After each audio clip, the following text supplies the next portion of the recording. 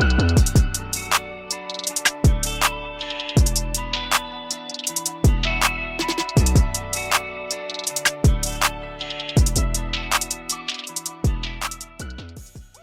to the Perspectives Podcast. Josue here with the Orange Beanie. As you guys probably already know, I'm from the Democratic Republic of Congo. I attended the Oral Roberts University. I'm a fellow believer, like most of you guys. I preach at times. We'll get into that a little bit later. And to my right, I have Mr. Yvann Josue. Once again, he's joining us on this. This is your third Perspective podcast, I believe, if my memory serves me correctly. He's from the Ivory Coast. He also attended the Oral Roberts University. He's a professional soccer player, and so we'll get into that a little bit later. And to my left, we have Miss Hanna Leka. Did I say that correctly? Yes. I've been practicing all weekend. What school do you go to? I go to UCR, so University of California of Riverside. Riverside. Yes. I've never heard that before. It's in the IE, so the Inland Empire. It's more east inland of California. Okay. Yeah. Awesome. And she's Ethiopian, correct? Yes. Yes. Full yes. bred, yeah. And she loves Jesus? I do. She does. Okay. And once again, we'll be able to have another great conversation. If you couldn't tell, the Ivory Coast, Democratic Republic of Congo, and Ethiopia. So it'll be another great conversation talking about God, culture, and just all the lovely things. So welcome to the Perspective Podcast. Thank you guys for being on here. Thank you. Thanks for having us. Thank it's you. always a pleasure, you know? It is, yeah. Feel free to, be yourself. I actually heard, just to kick it off, that Hanna speaks French. So, Oh my God. Yeah, so for the sake of, So, our... I just speak a little bit. Let's just preface, I'm still learning. Okay. Tu Yeah. parles français? Un peu, ouais. Ah, un peu. Juste parles un un tout peu. petit peu? Ouais. Ouais. Wow, this is amazing. We've never had this before. Keep going. Keep going where? No, with the French. She said un peu, so I don't want to, OK. Comment était ta journée aujourd'hui? Wow. Whoa, we're getting deep, okay. Yeah. Well, aujourd'hui, c'était une bonne journée. Bien. On a fait beaucoup de choses. Oui. On s'est réveillé. On est allé dans le sud de Los Angeles et on a aidé avec une distribution de nourriture. Après, on a mangé, bien sûr. On a été rassasiés. Oui. Et maintenant, on se trouve ici. Wow, très Yeah, bien. I feel like you have to translate because, the people. I'm sorry about that, guys. So basically, Yeah. the dialogue that was going on over Yeah. here, we discovered that Hanna also speaks French, which is Un peu. un peu, a little bit, which is mind-blowing to us, but she can hold her own, as you guys could tell. So Yvonne was pretty much saying what all that we did today. We woke up, we went and did outreach, and we ate, and now we're here having this lovely podcast. So, yeah, I'm the already people. excited Yeah. with the people. Tell us a little bit about Ethiopian culture, because obviously you told us that you were born, or you told me, you were born here in America, but growing up, in an Ethiopian household, what was that like, the dynamic between the two? Yeah.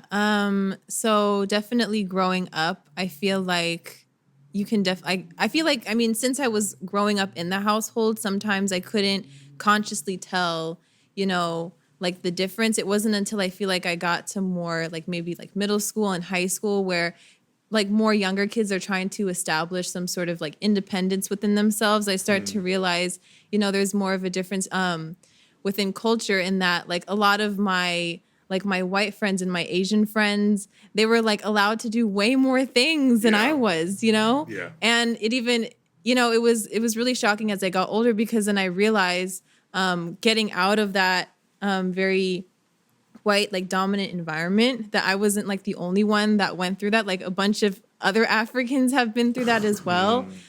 Because I was definitely part of the minority in my school, in my environment. I would say that, that would be like one of the things that I remembered, like growing up, just being limited to doing certain things, but then having like a great amount of respect for your elders. I've noticed that growing up amongst like other younger people, I just felt like there was such a much greater distance between them and their parents. Or even if they were close to their parents, it was more of just like they would be so okay with like treating them like they were like their friends. Whereas in our culture, I feel like we're held to a higher standard of, you know, respecting our elders and things like that. So I feel like those were the main things that I remember growing up. Yeah. Yeah. I mean, feel free to ask any questions because I know you're also curious Yeah. about that as well. Well, so here's a thought that I had as you were saying that. Would you say that as you recognized maybe the differences, like what was that like? So obviously, like growing up in an African household, like there are just realities that, like an interesting thing you brought up was that until you like get around other Africans, Right. you almost think like this is just the way my parents are, not Right. necessarily this is how Exactly. you know generally African parents are. And I know we're overgeneralizing, and you know that's all good. But as you started to notice the difference, like were there like I don't want to say tricks, but were there things that you figured out about your parents, or just things that would allow you to maybe do some of the things that you were noticing your friends doing? Like, how was that for you? I think, see, the thing is, my personality is so stubborn. So I feel like I just didn't want to put in the effort to try to like think about how I would get to do certain things. I would literally just start arguing. Oh, So, wow. wait, hold on.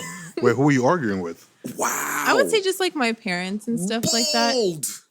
Wow. Unfortunately, it's not something that I highly recommend to people. And I'm you just made saying. it to this day. How And did I you made make it it? because- You are a phenomenon. Well, I think because at the end of the day, like I'm always like I'm a good kid. You know what Yeah. I'm saying? I was always a good kid. Yes, I was. I feel like we're And- gonna need someone to fact check Yeah, that. we're but- gonna need someone to but- confirm I really- that for you us. know. No, I think I Yeah. just have like a strong like personality amongst people that I'm like really close to. And so I feel like, I don't know, I'm always trying to like make my point in the household. And I feel like I was like the only person that really, even like my sisters were like, when are you gonna just like give up? I'm like, why do you give up? Like trying Yeah. to Wow. So I've personally never experienced that. Maybe you can. I don't want to speak for you, but how does it feel to argue with your parents? Like, How does it How does feel? that feel to have a disagreement? It's not, and- you know what, at the end of the day, it's probably not an honorable thing. yeah. But I don't know. I mean, how does it work? Like how Like- Let my me mind ask you just this. makes Let it- me yeah, ask you ask, this. ask, Like, ask, ask. how did those conversations go? Like, Right. was it like? I think, okay, so like for example, like if I wanted to, like for example, sleepovers were not allowed like Okay. growing up. Okay. And so every single time, well, there was a point where I was just kind of like over. I'm like, okay, I don't need to do sleepovers. But before then, before I got over it, I would always just be like, you know, tell me the reason why. Just tell me why. And then if you can give me a really good reason as to why, I will never ask you again. And I just hated being told like, oh, because I told you so, because I told you so. Like I hate it to the core. And so I think, I don't know, there was just something in me that was just like unafraid of my parents. You know what I'm saying? Wow. Not to say that like I thought like any lesser of them, but I think I had like a weird confidence. This is gonna be a really interesting twist, but I just Yeah. had a thought. Are you familiar with the Enneagram? Yes. Enneagram. Okay. Yeah. I know. Do you know this. what type you are? Because It's been a while since I feel like, I don't know. Sometimes I feel like I'm like a 5. Okay. I feel very 8 tendencies, you know, like 8's the challenger for those of you that aren't familiar with the Enneagram. Yeah. And the reason I say that is because Enneagram 8s don't usually like to be confined, or they don't like injustice. So like what you were saying about like trying to understand the reason why, and if your parents could convey that, Yeah. then you would be able to go along. My wife's an 8. So as you were speaking, I'm like, oh gosh, Yeah, I've heard because these. I think I don't like being controlled by things. I think I just like understanding the reason as to why things are happening. You know what I'm saying? It's like if I'm gonna be in like my psyche at the time was like, okay, like if I'm gonna be in this household and I'm gonna be forced to do things that I do not want to do, I should at least know why. You know? Yeah. And so I always tried to like get the reason why, and most of the time I wouldn't get the reason why, and I would just have to like live with that. But it would just be so frustrating, and honestly, doing that got me into a lot of trouble and stuff like imagine. that. You know what I'm saying? I would imagine. But I don't know. Like I Yeah. think there's something in me that literally I just didn't care. Like I'm gonna still keep trying. I think I'm just someone that always tries to keep pushing, you know, until I get what I want out of it. So something that you mentioned earlier, and it's even a conversation we had yesterday, was about respect. So how do you go about still being in a place where you still respect your parents and their decisions? I'm not saying that you're disrespectful or anything. How do you still go about respecting and challenging? Because I think that's good because a lot for me, it was like, this is what you do. Okay, cool. I'm just going to do that. Even though I probably didn't want to do it, but I didn't really argue. I just kind of just did it, right? So how did you navigate through, still respecting your parents and still being able to be in a place of, Yeah.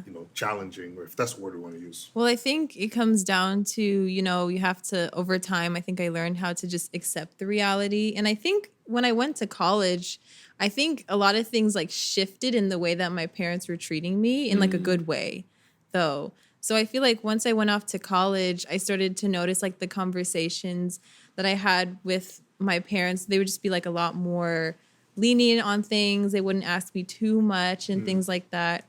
But I think maybe the balance would just to always be evaluating your intentions. Cause like my intentions, like I guess of trying to challenge my parents was never like, I don't enjoy like conflict. 'Cause Right. I always had like a reason as to why I'm asking. So I think just being real with yourself, like, okay, first of all, like, why am I doing this? Yeah. Like, am I just doing this just to start something because I love to start things? Or am I doing it because I genuinely, I'm trying to learn the way my parents are thinking, and I'm trying to see like, how can I still go with what they're saying and, accept it, And I think there's an amount of responsibility that I had to like realize and take for myself. Like, there's just some things that I just cannot control, Yeah.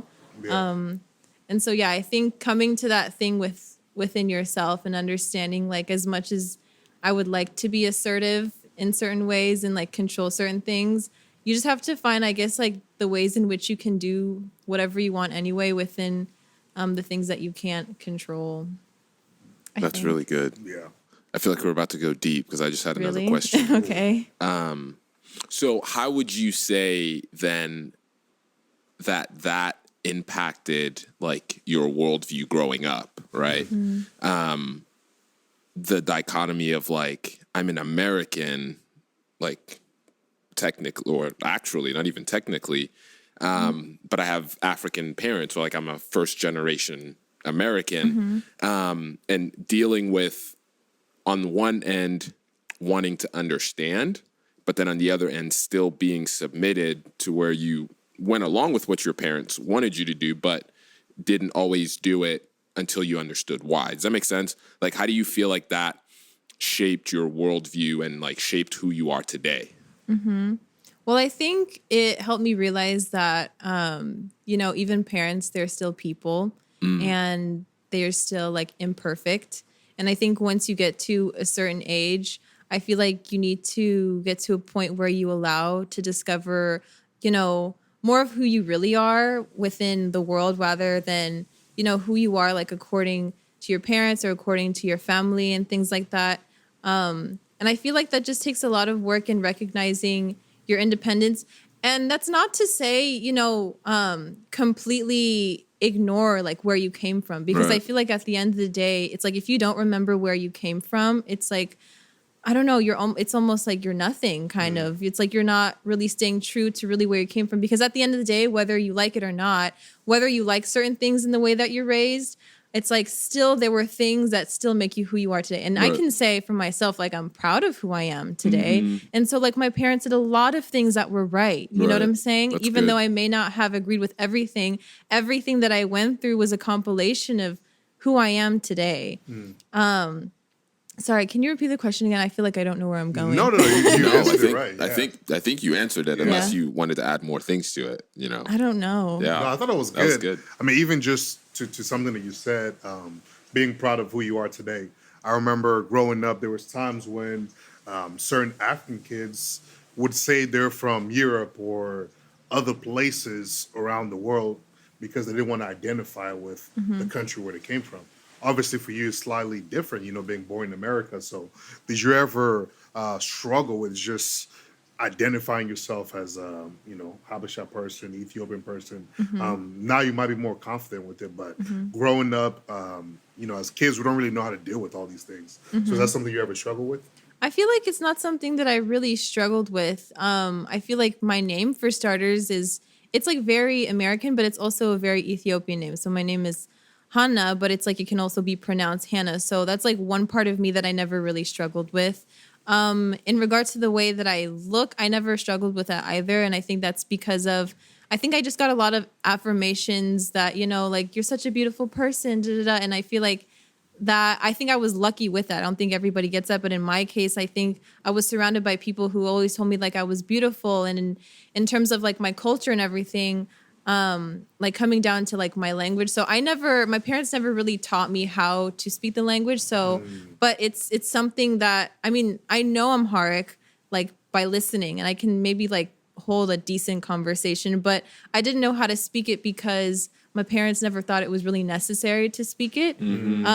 Especially my dad, this country basically gave him everything that he has now. Yeah. And so it's not so much of like a diss to the country that I don't speak the language, but I think in my parents, like, when you're so used to speaking a language, it's like you kind of don't put too much of a weight on it, I would assume. Right. And so I think my parents just thought it would be more important for me to learn English and for my sisters to learn English.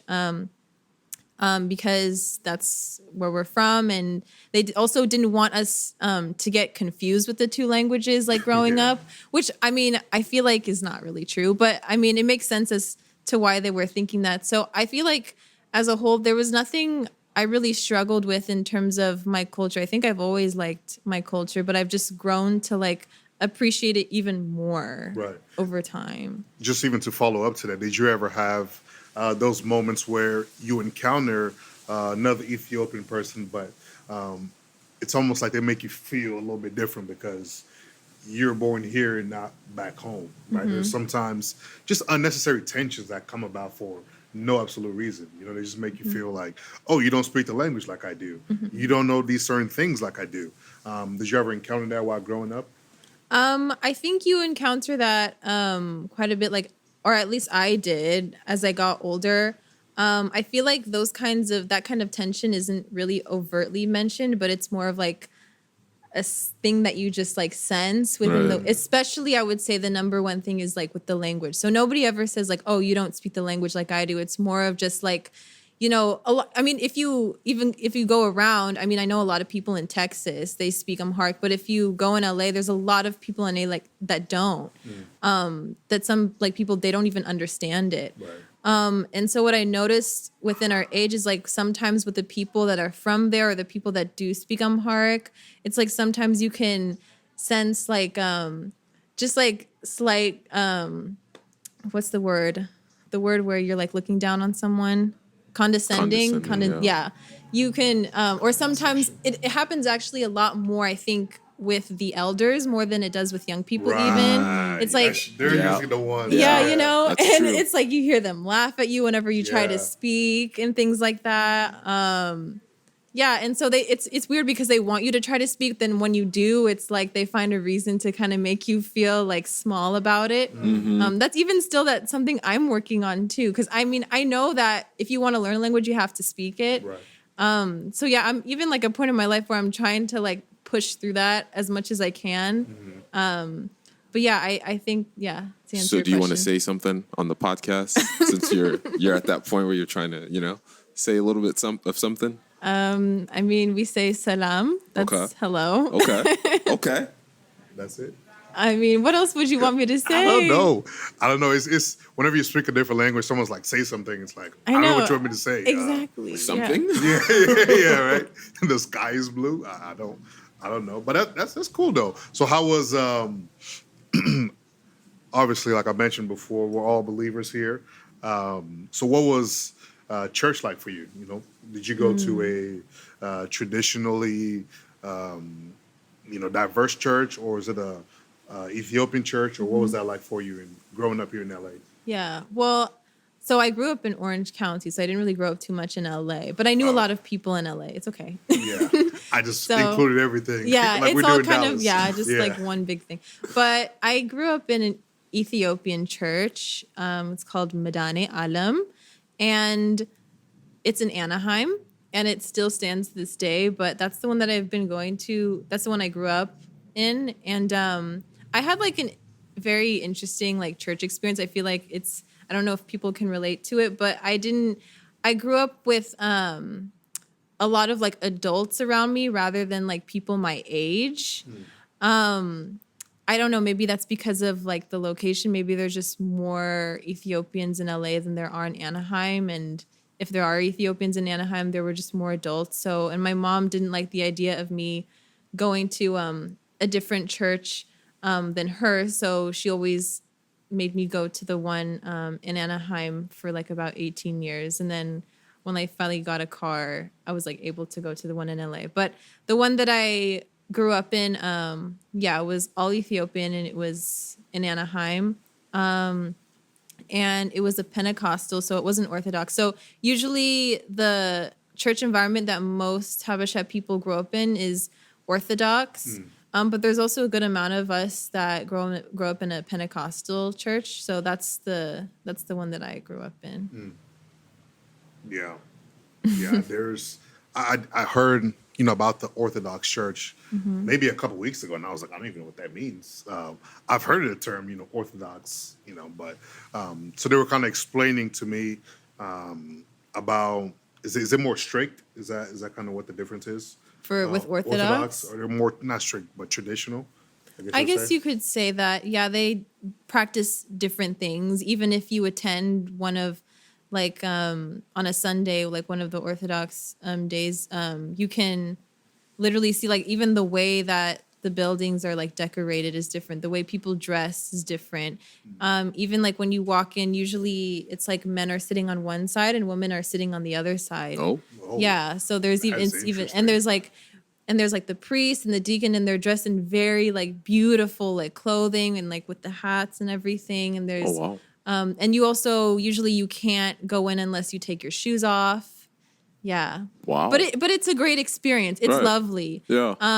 Because it's like even like the choir comes out and they have like the big drum and they beat it and everybody's like singing the worship music. So I think it's just a different way of like worshiping God, but I think there's certain things in the way that they practice that, make them Orthodox. Like that's why there's like a distinction. But I guess it sounds strict, but I feel like, I don't know, like if you actually experience it for yourself, it's actually really beautiful. Like a different expression. Yeah.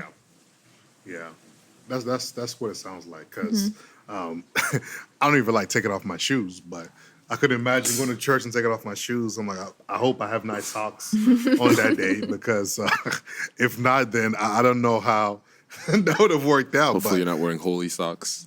Yeah, those are the ones with the holes in them. That makes sense. Holy, get it? Okay. We'll explain that one later. It's fine. Don't worry about it. Yeah, so something that, even for you, is something we didn't cover, expectations. Growing up in African households, there's, I think maybe you brought it up, there's almost at times expectations that maybe unsaid that are kind of placed on you, because for a lot of us who our parents migrated here, they sacrificed a lot to come here, and so there's almost this expectation for you to do this and the other. Was that something you guys experienced while growing up? I think for me, the first thing I think of is school and education and your career in general. I mean, it's rightfully like expected too, because the thing is like, there's things that we're never going to need to experience that our parents experienced for us in order to be here. So, it's rightfully expected in that sense. Of course, like, it takes one to like, experience and realize that sometimes the expectation can be sometimes maybe set to a standard where it's like almost not necessarily unreachable, but like sometimes unrealistic. I mean, at the end of the day, like we know that it's like all out of love and wanting the best for us, that there's like no question about that. But I think because oftentimes, they do come from a different culture and they're looking at America in a certain way. It's like usually, before they came, they didn't come to America. You know what I'm saying? So they're seeing like America as like the land of the free with opportunity. lots of money, you know what I'm saying? Which is all true to a certain extent, but like once you actually get into the system, you know, as kids, like growing up, like we know how it really is to actually be like working to get to that career. Right. And sometimes I feel like maybe the adults think it's a certain way when really like the way that we've experienced the education system and even just getting career, you know, as an African American in America, it's very different from the way that they'd expect it. Doesn't mean that we can't get it, but I think that's why it's also important for them to learn, like, you know, how it really is for us experiencing this. It's not that we don't want to be successful, but the road to success is not as easy, you know, as they think it is. I feel like, you know. That's really good. And I think it's also different for each child, right?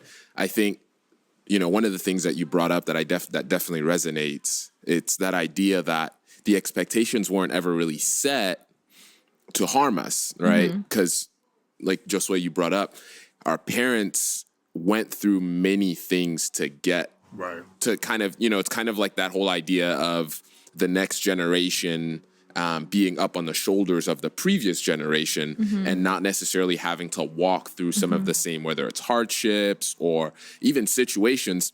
And I think in their own loving way, the way it comes out, though, to us is a little bit different. Because I know, like, it was expected that you got straight A's. And if you didn't, like, get to that standard, it's almost like you were failing. So, like, you know, I would remember, because I don't know what it was like. So I grew up in the Ivory Coast up until I was 10. That's when we moved to the States. And so from first grade all the way to fifth grade, we were ranked in class. Yep. Did you? Okay. We sure did. So you were either first or last. Yep. Or, I mean, and all the numbers in between. And so, like, my parents would always be like, you got to be top 3 every single time. So, like, this, like, idea of, like, I have to be the best. I have to be the best. As you're talking about it, it's interesting because I wonder how that impacts even, like, who we become and how we're driven to, like, be successful. I put that in quotations for those of you listening and not watching.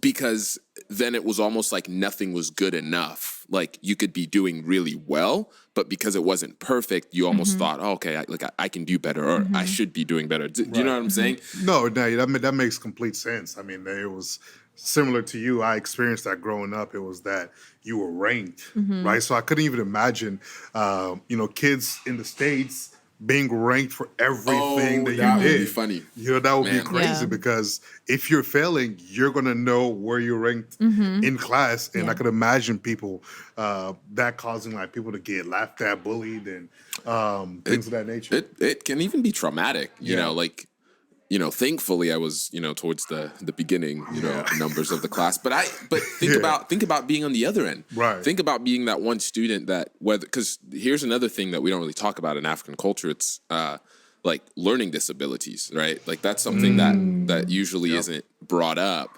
And so imagine the kid that's maybe dyslexic, right? Or the kid that has ADHD. I feel like that's not a thing in African circles. Like you better focus. I don't know what you're telling me about these, but imagine that kid that's maybe finding themselves in the back of the pack, you know, maybe coming in last repeatedly. And you wonder, you know, what does that do to their self-esteem? Do they grow up thinking they're less than because, you know, in school they didn't measure up? Right. So, you know, how then does that affect how they even bring themselves to the world outside of school? Yeah. You know, that's just a thought that I'm having. I'm going to let you say something, but before, I just want to let you guys know, obviously, we are in LA. We're outside enjoying this beautiful scenery, and we have neighbors, and they have dogs. Yeah. So in case you hear any extra curricular activity and noises outside, that's what's going on, but continue. Yeah, I wanted to also add something to that. What I just thought of, just also thinking about exactly the environment that our parents came from, in that I feel like in their time, you know, I think the reason why they try to push us to perfection is because they feel like that's like, you know, the only way to ever, you know, succeed and to really live a life. And I feel like our parents came from such a survival mode type of environment in which they were more focused on surviving rather than actually living, you know? And so Wow. I think that's the reason as to why, you know, they don't really see that, because they weren't constructed in an environment where they were really allowed to be free like that. And imagining, you know, like my dad, you know, he went through so much to get to where he is right now. You know what I'm saying? And he worked for it, you know? I don't know how much he really got to just really do whatever he wanted, or how much, I mean, he had the independence, but did he have like the independence to really just make choices in the way that he just fully wanted them to be, you know? And so, I think they kind of just have like this just different way of thinking, you know, and I think that's something for us to understand within them. But you know, I feel like you're never too old to understand, and that's why they should also, you know, take responsibility and understanding, like, you know, I know, you know, I want my kid to succeed in everything, but, you know, just because it was for me at this time, like, what is the environment they're working with right now, you know? Because I think it all comes down to the environment that we're working with. And I think the environment that they were working with pushed them to survive. Right. But I think because we're so, at least for me, like, I'm really privileged to be in America. Like, I don't have to live a life where I have to really survive. I can still live a good life and still, you know, get to the amount of success that I want to get to. But I think that's where the disconnect is that their framework in going about life is just completely different from our reality. Right. I mean, that springboards me. That's what term, springboards? English Push me is your forward. second language. English is my second language, so give me, thing, please give but me I think time that's to right. figure I this think thing that's out. right. You feel me? Yeah. Okay. So 2 questions. I hope I don't forget the second one. The first one is then, so there's that thought, it seems like from a lot of, not even just, well, African parents, just well Africans, we'll stick to that. But there's almost, you can set an expectation, success being a doctor, being a lawyer, things of that nature. Engineer, things of that nature. Do we think those are good expectations? Or, I mean, because there's not always that freedom for me to be an artist, for me to be a musician, or whatever that situation might be. Does that make sense? Right? Because there's always like, okay, be these top 5 things, but these other avenues, there's not always that liberty for us to pursue. Yeah. So I think we started talking about this a little bit even yesterday. It's interesting because I think it comes from, you know, this idea that, you know, when I think of previous generations of Africans that have emigrated to the United States, financial security is like a big motivator, right? So regardless of what they did, how they did it, they found a way to be here in America, right? But financial stability and security is something that I think when they look at their kids, they go, man, like, in what position can I put my kid so that they don't have to deal with maybe some of these struggles, so that they don't have to necessarily work as hard or as long? Because, you know, the reality for immigrant parents coming to the United States in many cases is doing whatever they can do to make sure that we as their children are provided for. So I think that's where it comes from. Now, the other side of it is not everyone's supposed to be a lawyer, a doctor, an engineer. Right. Yeah. I think there are many doctors, lawyers, engineers that had parents that pushed them to do it, that were created to do that. You know what I mean? But I also think there are others that are really doing it just so that they can be financially secure and financially stable. And even, you know, what success looks like in our culture, a lot of times is tied to, like, has like a monetary value. I don't know if maybe it's just us, but there's almost like you're successful if you're a millionaire. Right. You know, there's almost like this, like, or you're not a million. Okay, like keep working, or you know what I mean, like that. And so I think that's where the two come, because, you know, when you think of the professions that we've been talking about, they're generally going to be professions where you're not really struggling. Like the schooling may be a little bit difficult, it may be a little bit long, but, you know, you come out making six figures in most of these fields and aren't necessarily worried about, payments for this or payments for that. It's kind of just rolling in. So I think that's where the motivation comes and that's where the expectation comes. But, being one, for example, that didn't really follow a traditional path, I also see the other side of, it's not for everybody. Right. Mm-hmm. So one of the things that I appreciated a lot of things about the way my parents raised me, but there are things that as we talk about having kids, that I'm like, oh, like there must be freedom for like kids to really discover like what their natural gifts, talents, and abilities are and how that plays out. And it may not be, that's the hard part, right? Because it may not be the most lucrative thing, right? But here's what I believe. I think this is just like a random thought, but I think if whatever your gifts are, whatever your gift is, I think if you focus on using it to serve as many people as you possibly can, it's very hard for you not to feel fulfilled. Does that make sense? Yeah. Absolutely. I think fulfillment comes from discovering what it is that God has placed inside of you, but then on the other side, using it to serve your generation. Right. And I think like I can speak for myself and say I am definitely not doing what my dad thought I would be doing at this point in time, because he had these like grandiose plans, ideas, and dreams that I appreciate, but I can say that what I'm doing is better than what I could have even imagined. So anyways, that's my 10 cents. Yeah, I also wanted to say that I think one of the things that I appreciate about the way my parents raised me in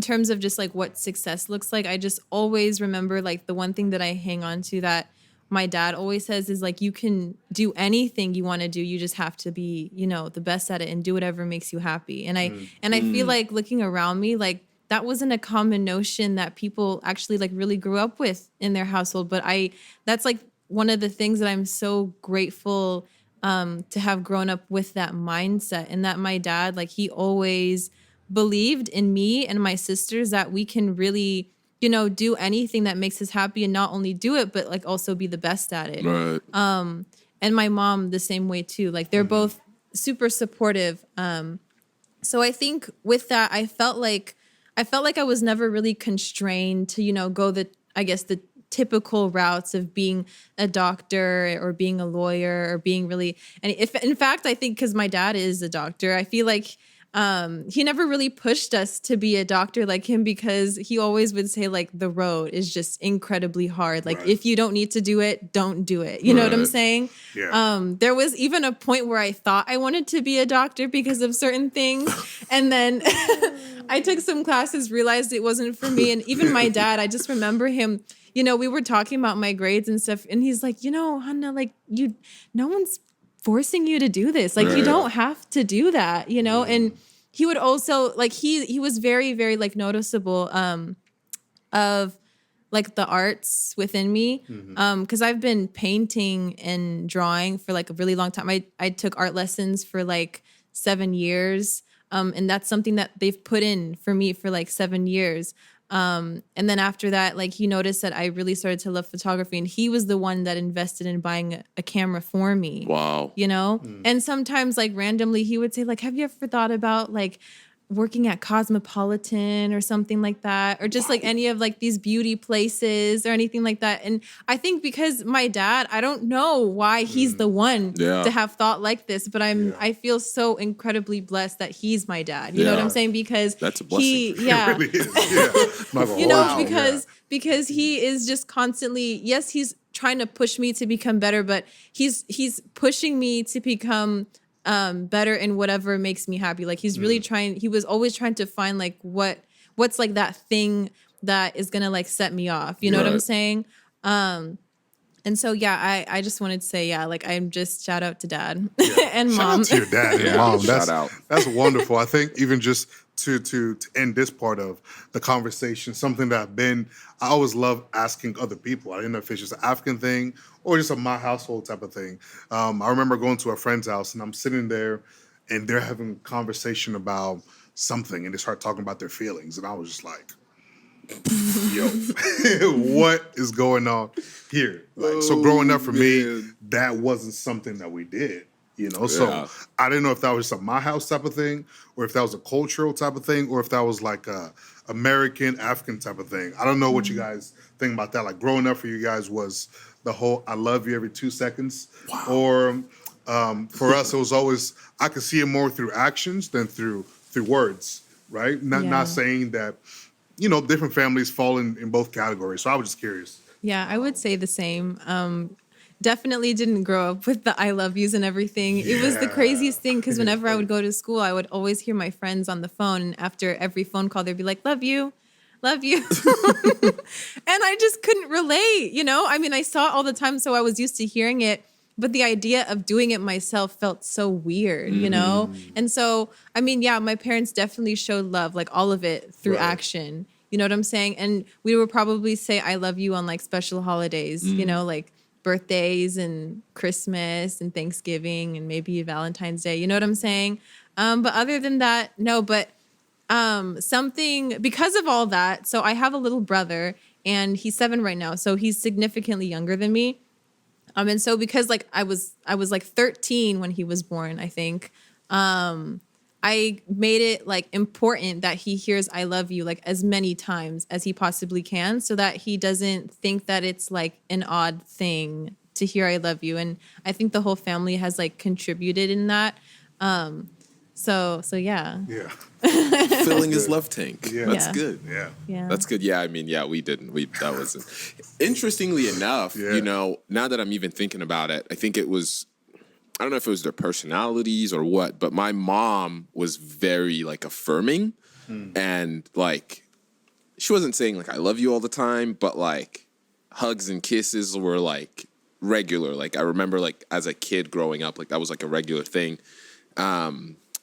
Yeah, not so much with my dad, Yeah. but like you said, like he worked really hard, and I think that's how he showed his love, so that like he could provide for us, you know. But talking about feelings, man, this might make him sound bad. He's not a bad guy, but I remember my dad one time. He was like, "I don't care about feelings." It doesn't get the job done. Yeah. I just had Literally, this right? picture when Yeah. you said feelings. I was like, oh man, I remember that one Yeah. time. But I think here's the other thing. A lot of that is also based on what, you know, like they received, right? Right. Because right. I feel like you can only give what you yourself have received. Right. And so it's interesting because a lot of either African kids that grew up in America or were born in America, it's almost like we've noticed and picked up on some of the things that we didn't get. And I think even like for me specifically, I look at some of those things and I'm like, man, like I want to make sure that I incorporate that into whether it's my parenting or as a Yeah. husband or whatever it is. Finding those like things that, you know, are usually maybe taboo. And being sure to like being intentional about those things. Right. So, yeah. Yeah. I mean, I think those are great answers because being in college once, my freshman year, I'm walking through. I've shared this story so many times. I'm walking through the hallway. I see two of the guys that were on my floor. They were brothers, and before they went to sleep, they were like, "All right, love you, bro, love you," and they gave Yeah. each other a hug. I'm like, "What? What are you guys doing?" You know, to me, it was such a weird thing. And then I was like, "Wait, does everybody do this?" You know, so going to college was something that really helped me to see different families act differently, you know, which was great. And another thing that we wanted to get into was, you know, you. So if you didn't know, she's a great photographer. Wow. She does a Thank you. lot of great work. Wow. I'm always just like browsing on Instagram and people are like tagging her, and she's low key kind of famous, which is great. Wow. Not even close. Huh? We'll put some on the screen so you guys can see some of her Wow. for artwork. Is it Honey Not Images? famous, but thank you. Did I say that correctly? Honey Images? Yes. Okay, awesome. So tell us a little bit about that. I know you talked about how your dad invested in Yeah. buying you that camera and how that has continued to be something that you were passionate and love. So tell us a little bit about that. Yeah, I can start with like how I got into it in the first place. So, like I said before, I've always been an art person. Like as long as my memory goes, I've always been into art. Yeah, drawing. So basically, I just remember like even in preschool, I just remember like drawing mermaids all the time and princesses and just like not even wanting to go home from school because my mom was like, let's go home. But I still wanted to like finish the whole drawing. And then I think at the age of 7, she put me into art lessons and painting and things like that. Did that for 7 years. And then I stopped because school started to get a lot. And then in high school, the art in me still was like in me. So I was still being inspired like everywhere I was. But when I was in high school, I had like this group of friends and there were like 2 people in the group that liked to do photography.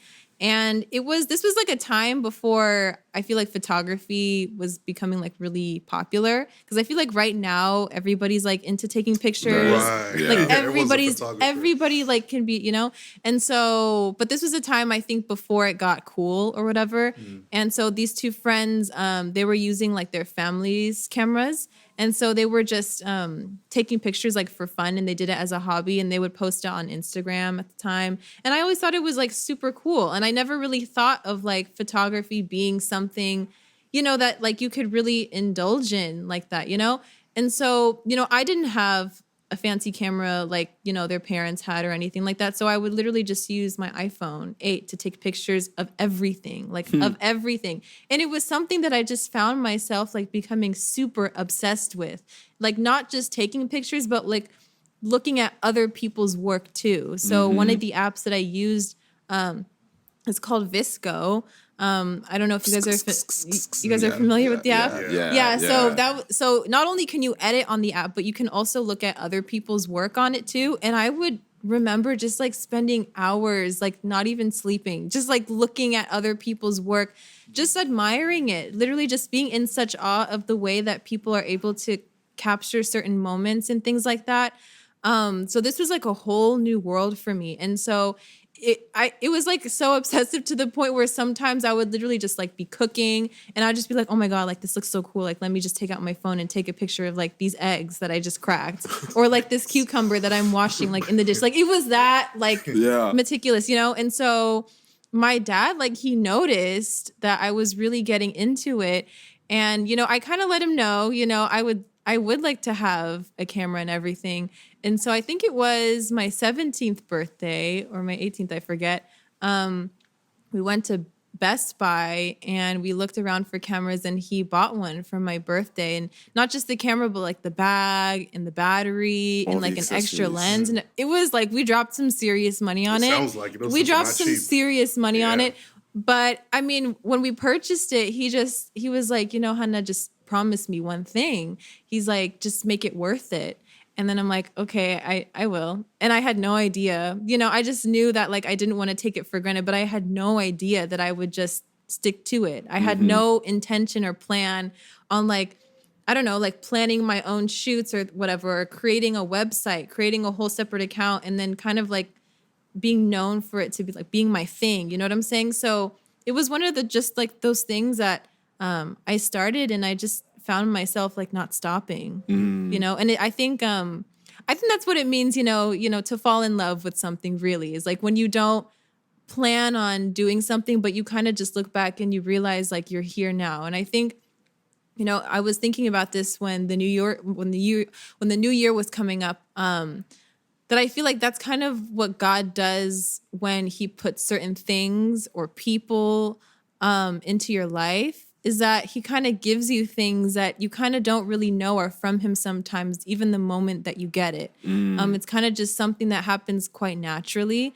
And then you just kind of go over time and you look back and you're like, wow, you know what I'm saying? Yeah. And I made it this far with this thing. Yeah. I feel like that's something that I can say even like with best friends that I have to this day. Like I didn't know I was going to stay friends with them, but like here we are, you know what I'm saying? And I think that's really what it's like. I feel to have something given to you by God himself. It's unplanned, it's unprecedented.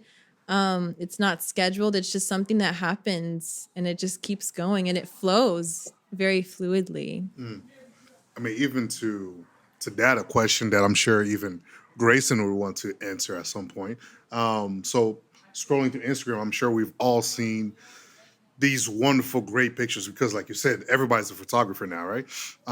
So is it what makes this the shot? Is it the filter that you guys add to the picture, or is it actually the picture itself? Because I've seen some crazy pictures where I'm like, this is just a bunch of filters, right? Yeah. Like I don't see anything besides you going on the computer and actually just. You know, we spoke to Mo a couple episodes back, and the work that he's done. You know, he'll go into the war zones and different places like that, and he's taking pictures in those kinds of scene. And so, whenever you see it, it's just one of those things that takes your breath away. You know, Yeah. without having to add all these other things to it. So, to you, what makes a really great picture? Like to you, anyways. Yeah. I mean, I feel like what makes it great, I feel like the artist has to, first feel like it's a good picture for themselves, And I feel like every artist, if you're a photographer, painter, or a musician, you should first like always ask yourself, like, how does this make me feel? Like, do I feel good about it? And I feel like it's kind of dangerous, I feel like, to go into the trap of, like, how are other people going to think about this? And I always think, like, sometimes people ask me, like, what do you think of this picture I took, Hannah? And I'm like, well, what do you think about it? Like, what do you think about that picture you took? Like, do you feel good about it? Like, without my voice or anybody's voice, like, do you feel good about it? And so I feel like the greatest pictures are the ones that I feel like just make you feel something. It doesn't necessarily, have to be all like in alignment, or the colors don't have to necessarily be up to like somebody's standard. But I feel like art in its essence is it's just like, does it solve the thing that you wanted it to solve? Did it say the thing that you wanted it to say? Is it making you feel the thing that you want to feel? And I think ultimately, what makes like a perfect shot or something like that is a perfect shot, I think, equates to something that is saying the thing that you meant for it to say. And is it doing the thing that you meant for it to do? Like, is it doing its purpose? If I'm trying to do a shoot and I'm trying to, represent the hurt that's going on in Nigeria, the oppression is like, when I look at the photographs, am I feeling that? Like, am I seeing that, ignoring like the technicalities and like the lighting and the color, which all like are in contribution of that, but it's not paramount to the way that it makes somebody feel, you know what I'm saying? And so, I feel like, yeah, what makes a good shot is ultimately, how you feel about it as an artist, because your opinion matters the most because you're the one that's creating it. But ultimately, is it saying what you want to say? Yeah. Wow. Yeah, I mean that was deep. I didn't know pictures. I guess they do say Pictures are worth 1,000 words. I thought it was words were worth 1,000 words, but It's definitely it's not pictures. that. Yeah, no, yeah. English isn't my first language, so I'm still learning. That's not English, so I mean, yeah, that we'll is pray for kinda- you, bro. But Yeah. it is English, though. We're speaking English. But it's not a matter of language. So if you didn't know, Yvann also considers himself. Yvann is an Instagram husband. An That's what they call Instagram you guys, right? husband. Instagram husband. An So basically, Instagram for those of you guys that might not know, do you care to explain what an Instagram husband is to our? My To be honest, I goodness. didn't even know that was even a term, an Instagram Yeah, I don't husband. know. I So don't know an what he's talking Instagram about. I have husband no or idea an what he's talking Instagram about. boyfriend is somebody who's responsible for taking pictures of their girlfriend, wives at places. You know what I'm saying? So you just go places, and then Shelby's like, "Hey, I'm gonna take a picture here," and you're just tagging along, just being an Instagram husband. Just taking pictures. So Yvonne's really good at that side of photography. It's not the same thing that you do, but It means something, though. Yeah. I mean, honestly, the funny thing about that statement is, I think she's more the Instagram wife than I am the Instagram husband. so he thinks he's a model, pretty much. So if you guys weren't trying to, I mean, I don't. It's not that I think it's. Anyways, let's not go into. So you're all saying that. that the Instagram husband or wife is the one that's behind the camera, not in Correct. front of it? Correct. Yeah, Okay. yeah. Why are they behind it? Why does the Instagram husband have to be behind Yeah, it? why aren't they It's- together? Josue? Well, it's usually one spouse that loves pictures. The other one might not, so they're responsible for taking the pictures. So technically, you're Instagram husband or Instagram wife because your spouse just loves taking pictures, right? Let's say Interesting. our boy Chino here, when he gets married, Alex, I could just imagine him just everywhere they go, he's posing and doing all these different things. And so his spouse would be an Instagram wife. That's kind of how these things go. right? Yeah, he's like, sure, why not, right? He's in agreement. So that's kind of how this thing works. So Yvonne is also, he thinks he's a model. So I was just Okay, putting cool. that out there for you. Okay. I mean, we're in LA, so, I mean, I think you could do it if you wanted to.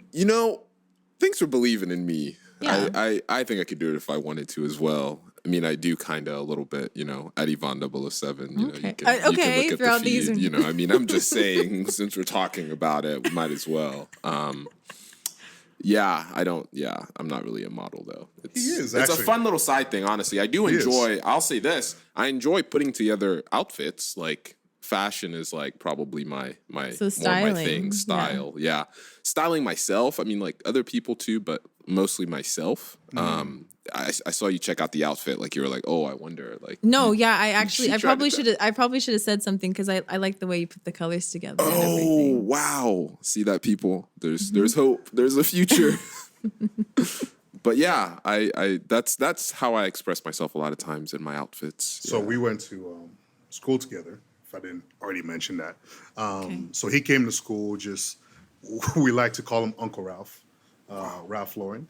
And so it was, everything that he wore was Ralph Lauren. And so coming from where I came from, my side of the hood, the streets and all that, we weren't too familiar with, Uncle Ralph and his work and all that. So I will say there was a time in my life where I also, I was like, this is kind of cool, and started wearing the Ralph Laurens and the Sperry's. So I was inspired by him. Wow! Praise God. In a sense. Yeah. And now I'm inspired by different people like my boy Alex over there.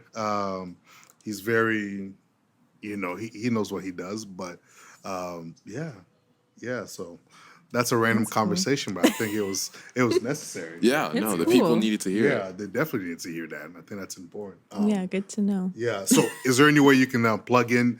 How can people in this Orange County, LA area get connected with you to do work with you and all that good stuff? Yeah, so I have an Instagram at Honey Images. So it's HANI, that's Honey, and then Images. So there's 2 I's in there. That's the photography account.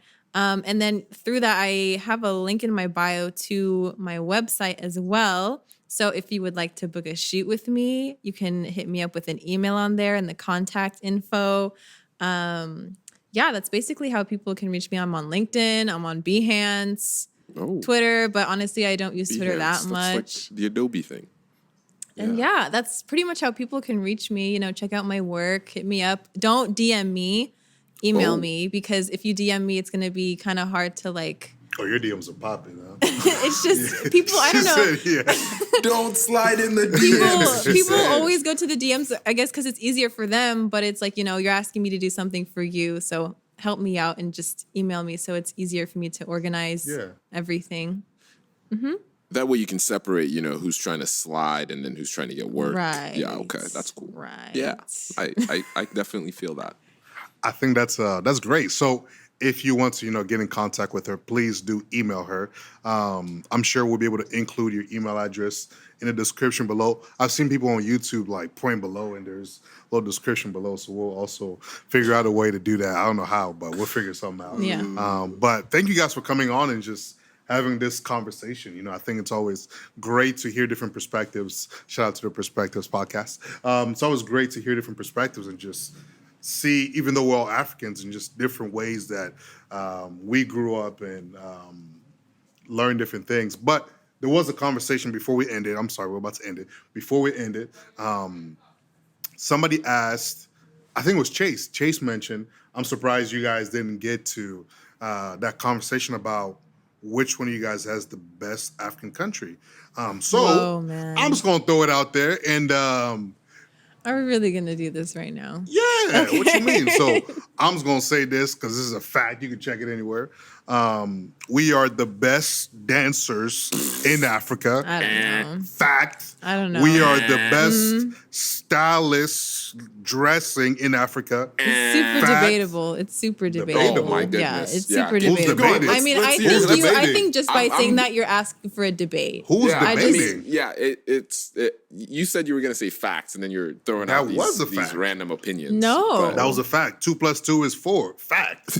quick. That's math. what that No, was. that was not That a was 2 + 2 equals 4. What was that? Oh man, That was like a 2 + 2, like maybe equals 5. I Maybe don't know. equals Yeah, that was What? that. Yeah, you're stretching it, but keep going. This is an interesting list. We're the best looking. Fact. Wow. You know, I'm joking. That was Yeah, that was Wow. a joke. Oh, yeah. That was That was a joke. That was for the cameras. That's This all whole that thing was. is Yeah. that whole thing was a joke. Okay, but give me your list then. Since I don't have to give a list. Okay, I mean, then talk to me just then. just look us up. I mean, What does that even mean? I don't even know where Ivory Coast is. you Talk don't. to me. I mean, I know. You don't have to know where Ivory Coast is. You know what they say. You know what they say. What did they say? The best things in life are often at the end of what you know. I'm just gonna leave it right there. So if you What don't does that know, even mean? so if you don't know I'm where trying we to are, figure it out. Okay. You said the best things in life are at the end of what we you know. Yeah. Okay. I'm not a philosopher. It's just one of those things Okay. where I feel like I don't have to make arguments, bring contentions to this argument. I think if you ask just about anybody, best country in Africa, they go Cote d'Ivoire. It's like a natural reaction. It's like one of those like It's not where a do they- natural reaction, I'm telling you. It's not natural at all. It's not. I think you'd probably hear Ethiopia more than anything. If you don't stop lying, I think hey, you would let's do hear this. Ethiopia more than anything. We have incredibly rich culture. Our dances are amazing. We have bugging. Better than ours? we speak over like 80 plus languages in one country. we speak like 85 languages. Our What you mean? parties are top notch. They're unbeatable. We go into the AM and we don't stop.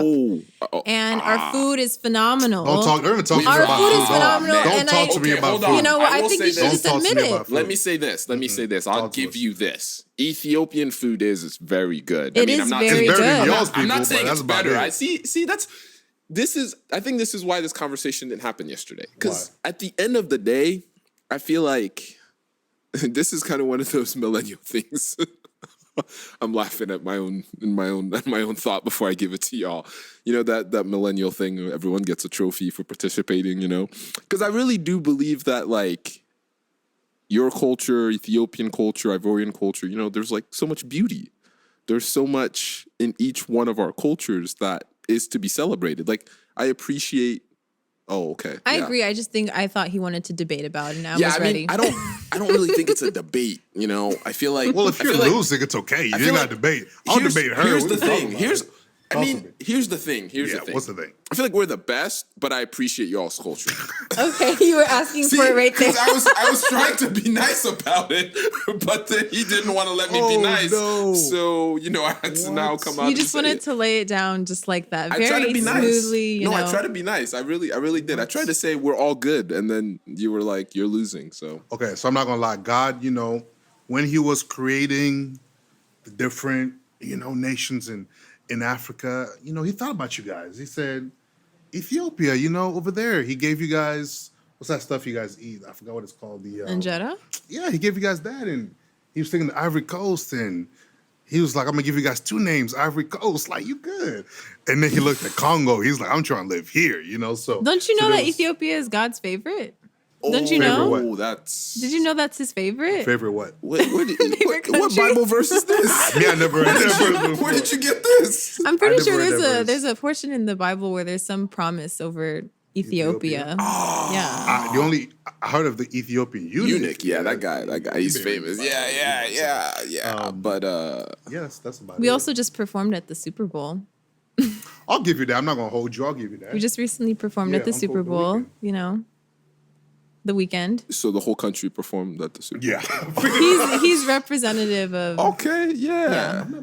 That's You shouldn't be. He did a good job. That was cool. So you did a guys were great like a job. 5, now you're at a 6. I'm not mad at you. Yeah, you're getting closer to No. us. I feel like after that I think performance. you guys are just talking. Wow.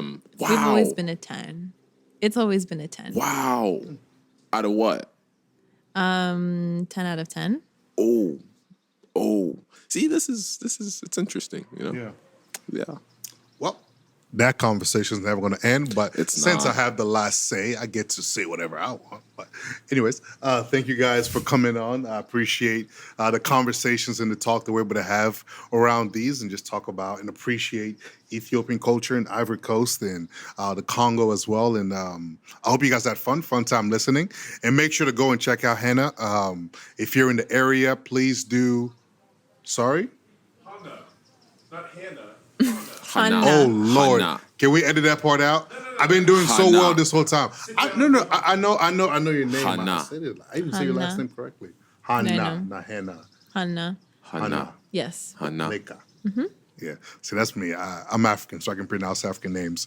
But please do go check out her work and reach out to her. Email only. Don't DM her. If you and- want to like DM me and say like you like my stuff, that would be cool though.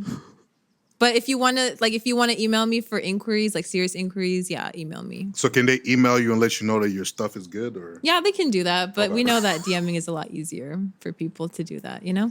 that's great. That works.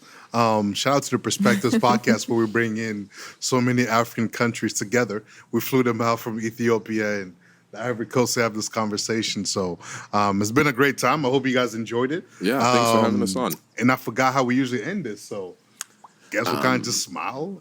If you haven't subscribed to the Perspectives podcast, wherever you're listening, be sure to do that.